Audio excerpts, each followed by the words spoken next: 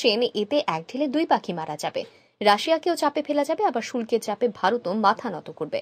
নিজেদের লোকসান করে আমেরিকার দেওয়া শর্তে বাণিজ্য চুক্তি করবে। তবে ট্রাম্পের এই পরিকল্পনা সফল হচ্ছে না আপাতত। ভারতের ঘাড়ে শুল্ক চাপাতেই এবার পাল্টা চাল দিচ্ছে নয়াদিল্লিও। আমেরিকার 50% শুল্কে ধাক্কা খাবে ভারতের বস্ত্র, গহনা, চামড়াজাত পণ্য ও সামুদ্রিক মাছের বাজার। তবে ভারত ইতিমধ্যেই আমেরিকার বিকল্প খুঁজতে শুরু করেছে। শোনা যাচ্ছে ব্রিটেন, জাপান, দক্ষিণ কোরিয়া সহ 40টি দেশের সঙ্গে ভারতও যোগাযোগ করছে বস্ত্র বা টেক্সটাইল রপ্তানি বাড়াতে।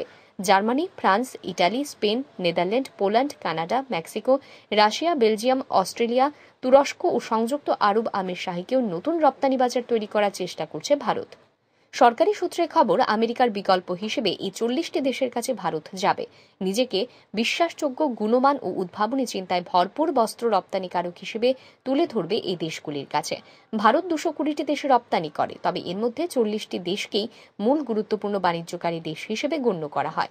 এই দেশগুলিতে মোট $590 বিলিয়ন বস্ত্র রপ্তানি হয়, যার মধ্যে মাত্র 5 থেকে 6% ভারত থেকে যায়। এই বাজারই এবার পোক্ত হাতে ধরতে চায় ভারত। এর জন্য বিশেষ জোর দেওয়া হবে।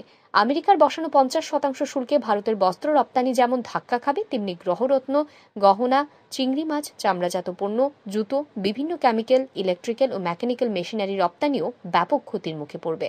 সব মিলিয়ে মোট $48 মিলিয়ন অর্থাৎ $480 কোটি বাণিজ্য ক্ষতিগ্রস্ত হতে পারে। 2024-25 সালে যেখানে ভারতের বস্ত্র সেক্টরের মোট আয় ছিল $179 বিলিয়ন, সেখানে $37 বিলিয়ন এসেছিল আমেরিকা থেকে। ভারত বিশ্বের ষষ্ঠ বৃহত্তম বস্ত্র রপ্তানিকারক দেশ। ব্যুরো রিপোর্ট, আর ই নিউজ।